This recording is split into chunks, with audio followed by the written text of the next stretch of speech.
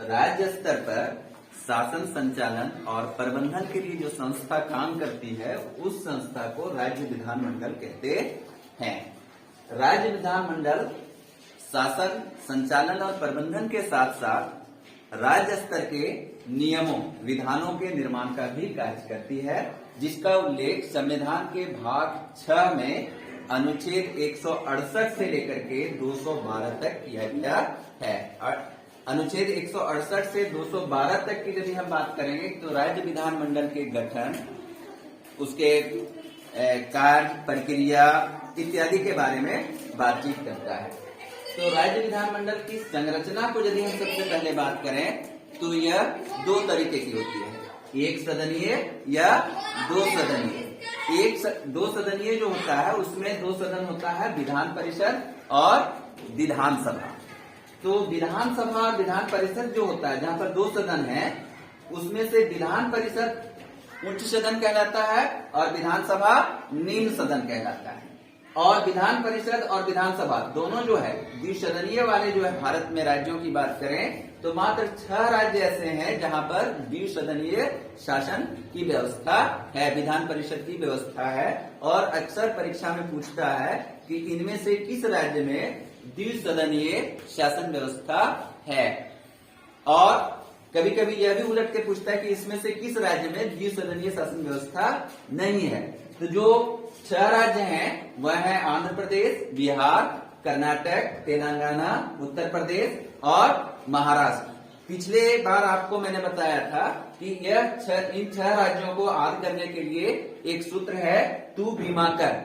TU दोनों बड़ा होगा और बी में BI छोटा होगा, MA बड़ा होगा और कर में K बड़ा होगा, AR छोटा होगा। तो T for Tamil Telangana, U for Uttar Pradesh, BI for Bihar, M for Maharashtra, A for Andhra Pradesh और कर फॉर कर्नाटका। और तू बीमा कर से हमें ये द्विसदन वाले सभी राज्यों का नाम याद हो जाता है। अब बात करें कि इसको किसने पेश किया, तो मॉन्टेग्यू चेम्सफोर्ड ने इसको पेश किया था और भारत शासन अधिनियम 1935 द्वारा इसे विस्तारित किया गया। राज्य विधानमंडल के तहत हमने विधानसभा और विधान परिषद की बात की, तो अब विधान परिषद की बात करते हैं। विधान परिषद के सृजन से लेकर के उसको समाप्त करने की जो बात है वह 169 में है। अनुच्छेद 169 विधान परिषद के सृजन और उसको समाप्त करने के बारे में बताता है। और विधान परिषद जो है इसको कहां पर लागू कर सकते हैं, तो विधान परिषद के लिए विधानसभा में एक संकल्प पारित करना पड़ता है विधायकों को और उसे संसद में भेज देना पड़ता है। संसद में सांसद जो है वह साधारण बहुमत से उसे पास करते हैं। साधारण बहुमत से पास करने के बाद इसका सृजन भी हो सकता है और इसको समाप्त भी किया जा सकता है। विधान परिषद के सृजन और समाप्ति के लिए विधानसभा में क्या करना पड़ता है, एक संकल्प पारित करना पड़ता है। उस संकल्प को कहां भेजना पड़ता है, संसद में। और जब संसद में भेजते हैं तो एक साधारण बहुमत से संसद उसको पास करते हैं, जिससे विधान परिषद समाप्त भी हो सकती है या सृजित भी हो सकती है। अब कहता है क्या कि विधान परिषद क्या सभी राज्यों में हो सकता है, तो इसके लिए आवश्यक शर्त निर्धारित है कि कम से कम सदस्य जो होगा वह 40 होगा। कितना होगा, 40 होगा, ठीक है। और अधिकतम जो होगा उस विधानसभा में कुल जितने सदस्य हैं उसके 1/3 होंगे। और यदि हम ये बात करते हैं 1/3 और 40 वाली बात, तो झारखंड इसमें लागू नहीं होता है, इसलिए यहाँ पर नहीं हो सकता है। लेकिन विशेष परिस्थिति में ऐसा किया जा सकता है। इसका उदाहरण भी 1-2 राज्य है। अब आगे बात आती है कि विधान परिषद की वास्तविक संख्या क्या होगी, यह संसद तय करती है, विधानसभा तय नहीं करती है। अब सदस्यों का निर्वाचन कैसे होता है, विधान परिषद के सदस्यों का निर्वाचन जो होता है वह अप्रत्यक्ष होता है। कुल जितने सदस्य होते हैं उसको बांट दिया गया कि इसको कौन चुनेगा। तो 1/3 सदस्य जो होते हैं उस राज्य के जो स्थानीय निकाय है, नगर निगम जो है या जिला बोर्ड जो है, उनके प्रधान या उनके सदस्य उसको चुनने का काम करते हैं। 1/3 सदस्य जो होते हैं विधान परिषद के, उनको विधायक लोग चुनने का काम करते हैं।